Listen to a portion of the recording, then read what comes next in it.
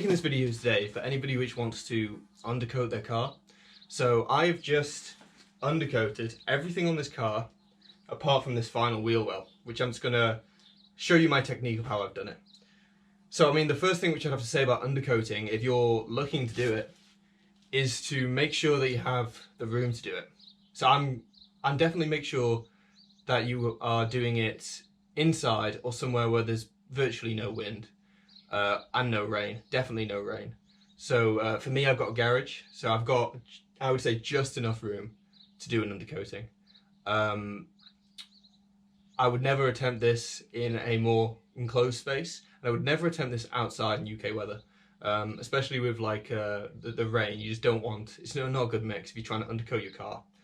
Another thing which I'd say is make sure that you have the ability to get your car kind of up high.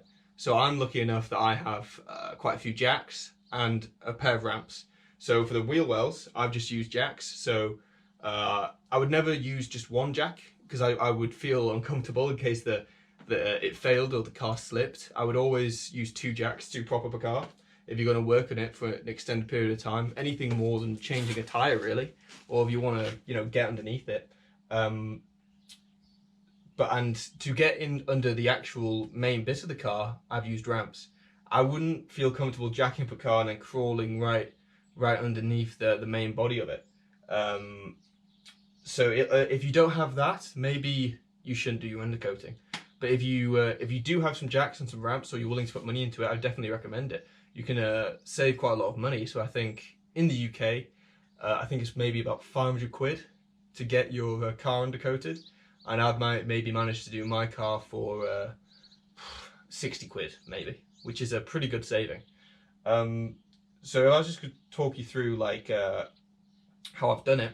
Basically, the first thing I've done is I've just propped up the car, got it nice and high, and I've just scraped off the rust with a simple copper wire brush, just scraped it away, and that's all that's really needs to be done. If you find a lot of rust, like rust which would, compromise the bodywork or even the chassis, is probably, you probably think twice about maybe doing something else before you undercoat it.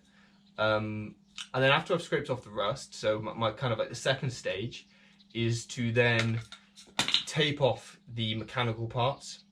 And so in this case, I would, with masking tape, I would put tape around here to protect the bodywork. And I would put a plastic bag over the brakes and the suspension.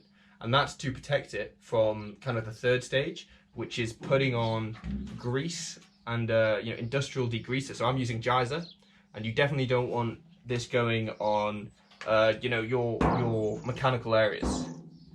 And what geyser does basically is you layer it on, and it gets rid of the existing grease and stuff there. Basically, it's a industrial cleaner, and it just allows the surface to be nice and dry for when you want to finally move on to that final stage, which is to put on your undercoat. And for undercoat, I'm using Underbody Seal by Hammerite with added wax oil. So I've got this in two forms. I've got this in the spray form, and I've got this in the painted form. And it's pretty good stuff. I would definitely recommend it. It seems nice and breathable. It doesn't seem like it's just gonna, harden and trap moisture behind it. So, but I mean, I don't know the long-term effects of it. But one thing which I would say about this is I've been using the spray for the wider areas, where, I can just do a whole panel or something. And then if I want to do, if I want to do maybe something close to the mechanical areas, I probably wouldn't use the spray. I would use this paint, because the spray gets absolutely everywhere. So if you can't really be precise with the spray. If you're spraying it in an area, it's going to go everywhere near it. Which is why I would say that if you are going to do this, definitely wear clothes like my overalls, or clothes you don't want to wear anymore, because this stuff gets absolutely everywhere. And again, with the spray and degreaser, you're going to want, I definitely wouldn't try this unless you've got PPE, because especially with the spray, it goes everywhere, and if it gets in your lungs, this is not nice stuff. It's like I get it all down my arm after I've been spraying, and it feels kind of rubbery, and it's so fine that you can't even like it doesn't look black, but it just feels very rubbery. So this is something you don't want to be breathing in or getting in your eyes. So if you're going to do this, you need a pair of goggles, gloves, especially for the degreaser, and I would say a P3 mask, which is the highest rated mask in the UK in terms of filtering dust particles and stuff like that, which I would say you definitely need for the spray. If you're just painting it, you can probably get away with less PPE, but if you're spraying it, you definitely need a respirator and goggles. I wouldn't say do this otherwise. So I'm just going to move on. I'm going to show you guys how I would go about removing some of the rust. So in terms of removing rust, there's really not that much to the process. I wouldn't go ahead and put anything over the brakes or mechanical parts yet to protect it. I would literally just start scrubbing at bits which look rusty. So, you know, that stuff is all you need. I mean, luckily this wheel well has fared quite well compared to other parts of the car. But I mean, you know, it's just little bits like that. You just need to scrape off all the surface rust to a point where you're comfortable that there's no more rust underneath it. So, I mean, if you're scratching, you're seeing more and more rust, don't stop until you're back down to the very final piece of rust.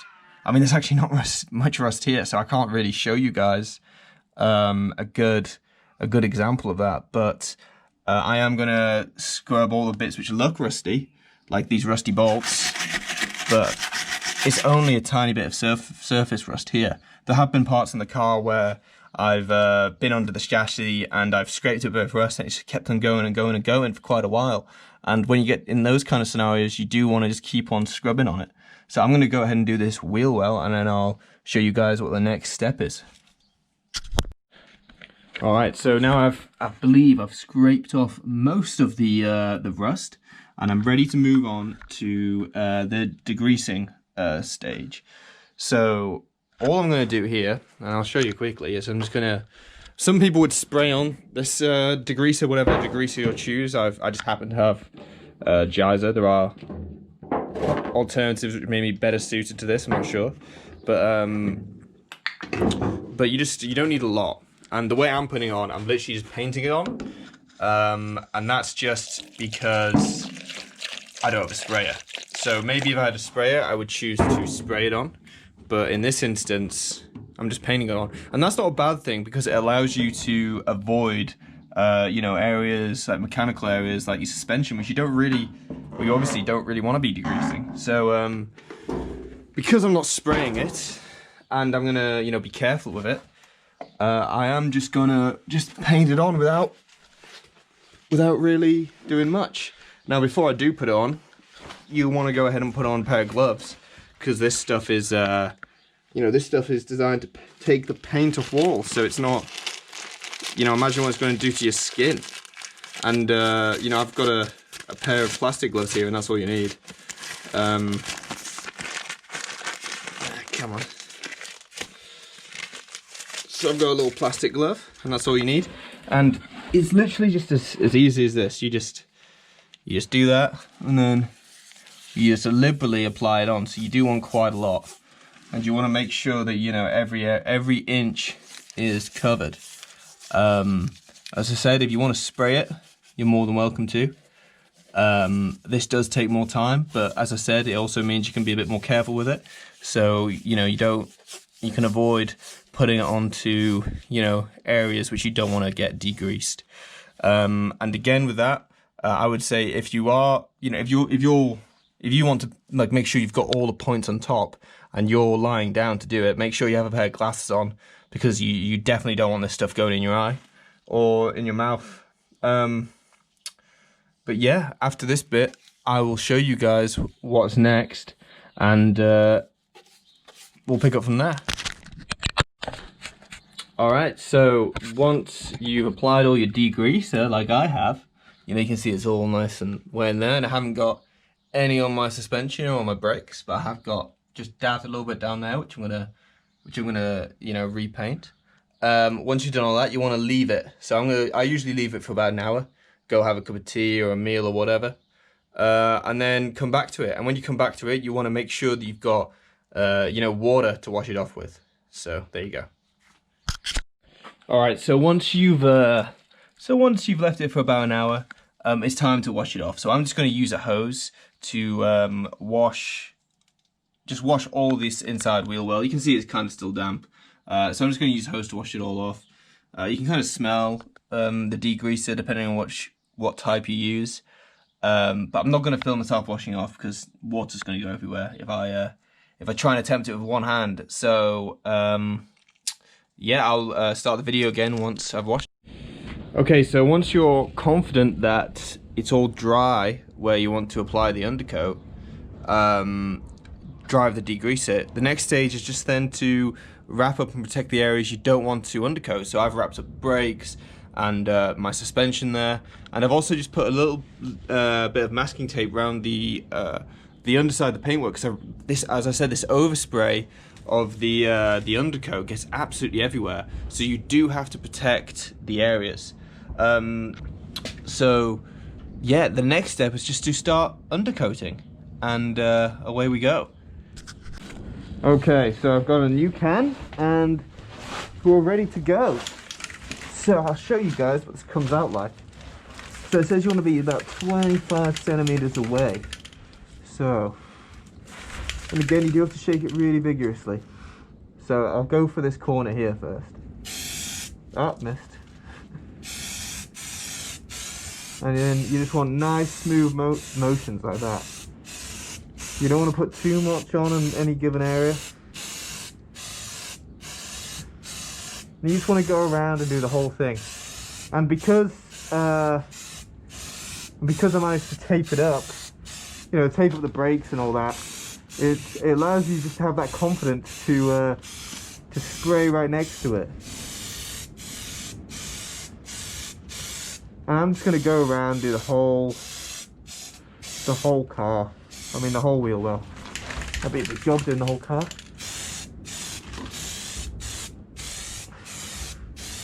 And it's actually really satisfying the way it comes out.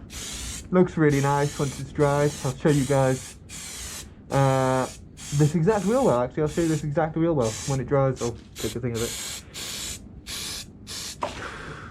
And again, it's really potent in the air, so it does make me feel quite glad I've got a respirator. Okay, so now it's all dried up and you can see the final result. So you've got this really nice kind of clean undercoating on all the underside of the car, and it's pretty consistent. I can't see any bits of rust which I've missed, and that's what you're going to get when you use the spray. Using the paint, you get it a little bit less clear, like I have just done there. Like you get some bit bumps, and it's not as clean. It doesn't look as nice as the spray. So if you can use the spray, I'd definitely recommend that. And yeah, it's just about dried. It is kind of like a thick grease, so it does take, I don't think it ever like fully gets to that like completely solid state, but you don't want that. You want it to be breathable and flexible. So it does, if you push down hard, you would get it on your finger or whatever. But that's really nice, and hopefully the underside of my wheel well is now fully protected from chips and rocks, and it's not going to show as much rust as it was. So huge success.